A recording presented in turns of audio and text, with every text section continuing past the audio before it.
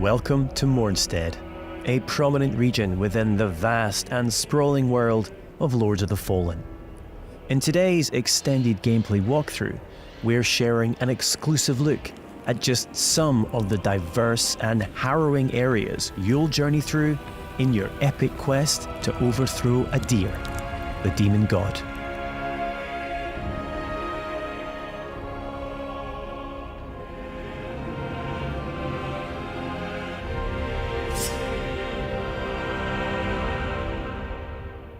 This is Skyrest Bridge.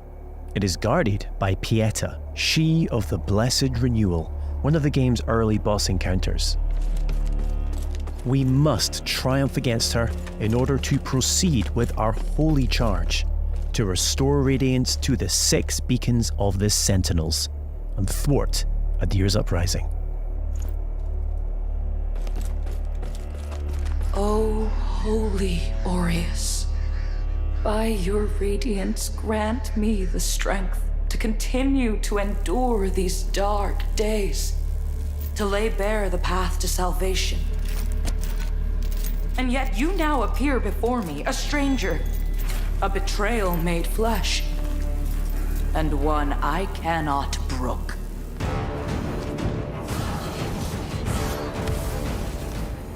Melee, magic, and ranged abilities are seamlessly interwoven. Alongside standard attacks, you can choose between catalysts, bows, crossbows, or throwables, mapping up to 4 additional magic or range skills to your controller for immediate access. This rapidly speeds up combat and reduces the need to swap between options. As with many of the imposing bosses you'll encounter, Pieta has 2 very distinct stages.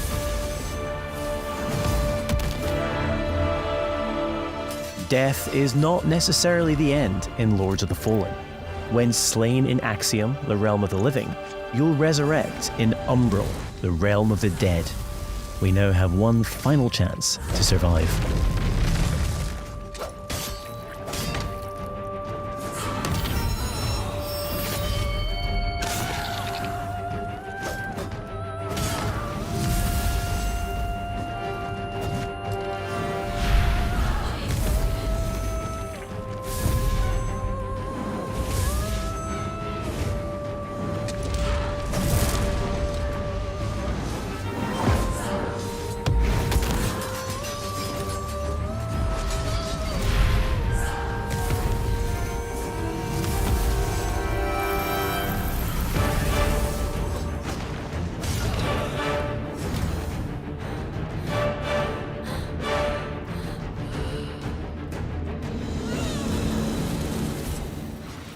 Though few and far between, these flowers denote special patches of ground upon which we can spawn a resting point, known as a vestige seedling.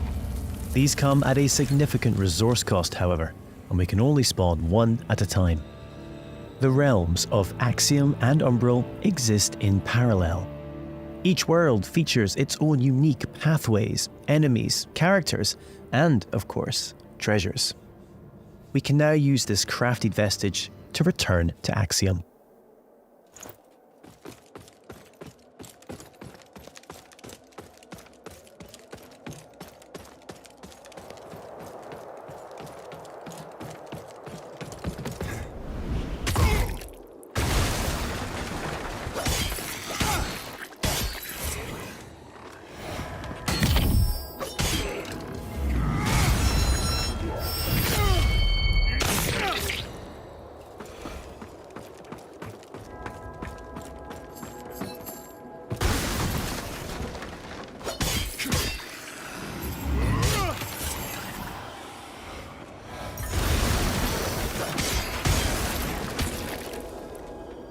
We can peer into the secondary realm at any time by raising the Umbral lamp. Though be advised, this also renders you vulnerable to its inhabitants.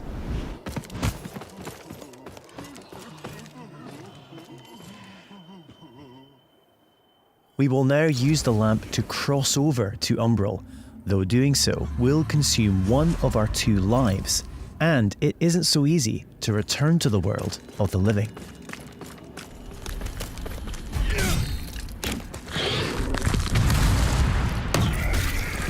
Many enemies require a different approach to combat. This mendacious visage, for example, is only vulnerable when attacked from the back or when it reveals its true form.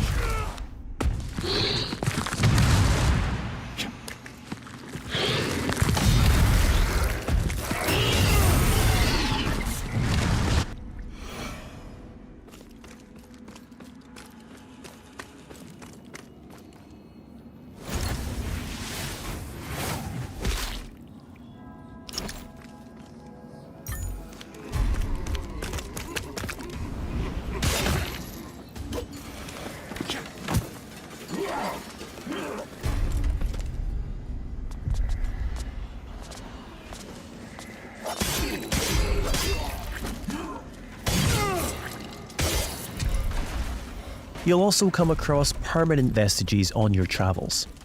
As well as using these to return to Axiom, you can also level up your stats at these locations.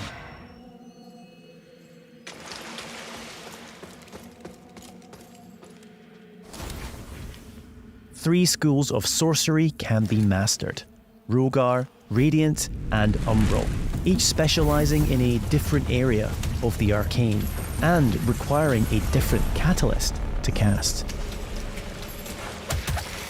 Our current build is adept in Rogar, characterized by devastating pyromantic attacks.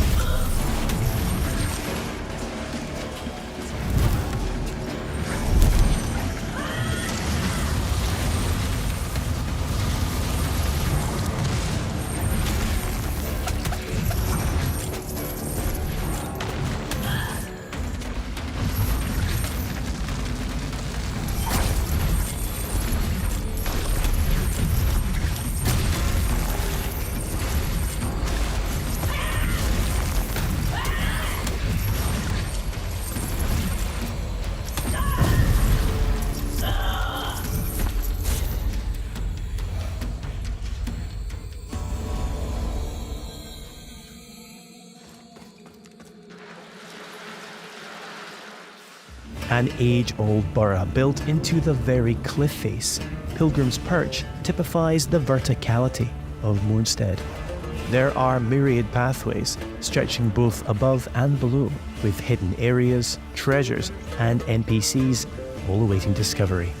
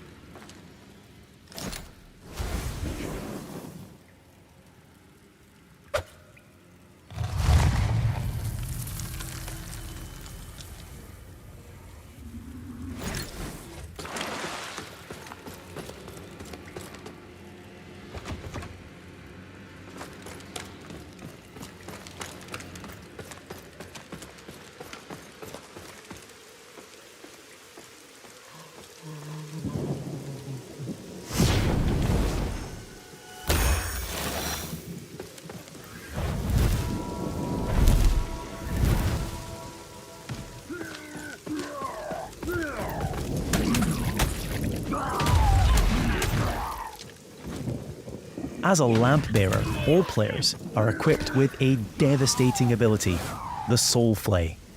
By using one of a limited number of soul charges, we are able to extract the very soul of an enemy, ready to inflict significant damage.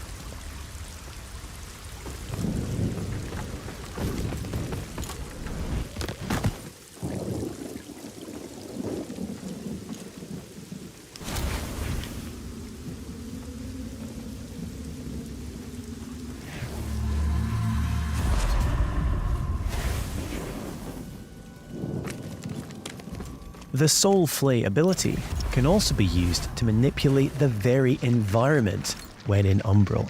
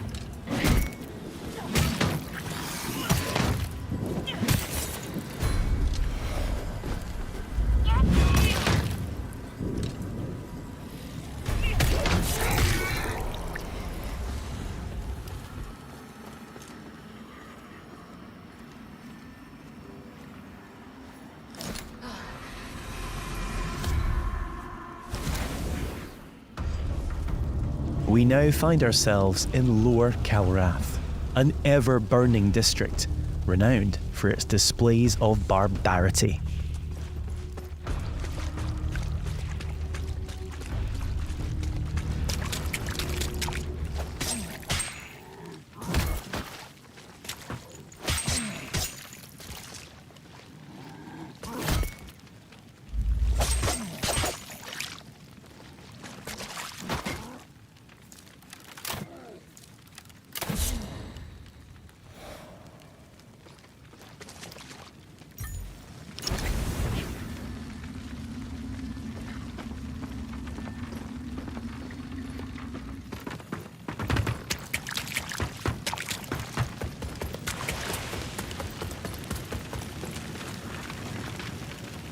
We're now going to invite a second player to join us on our journey.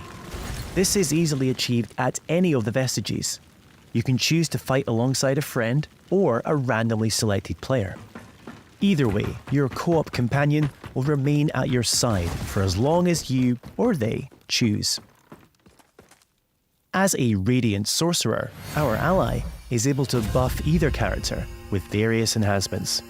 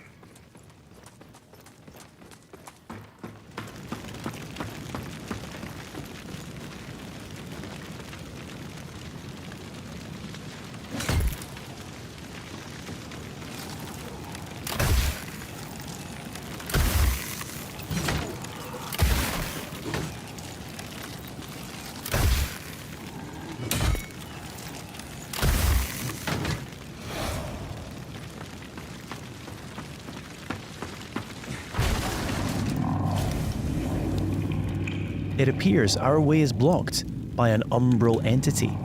We will need to track its tendrils in order to locate and expel the source of its power.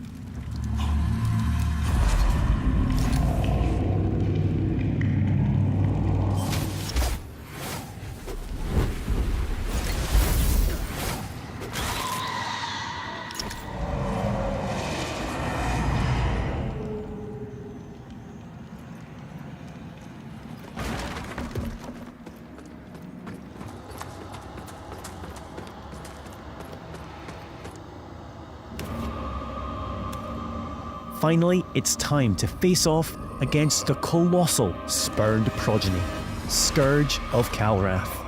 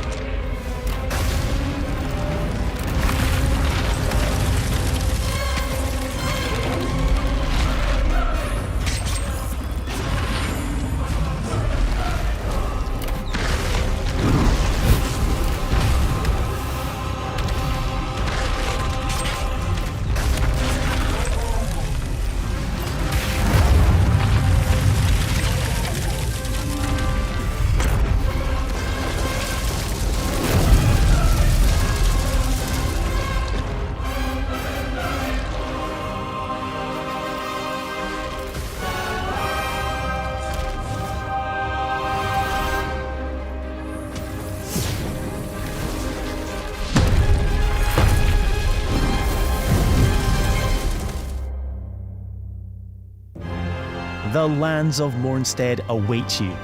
Pre-order Lords of the Fallen now and prepare to unleash the darkness on Friday the 13th of October.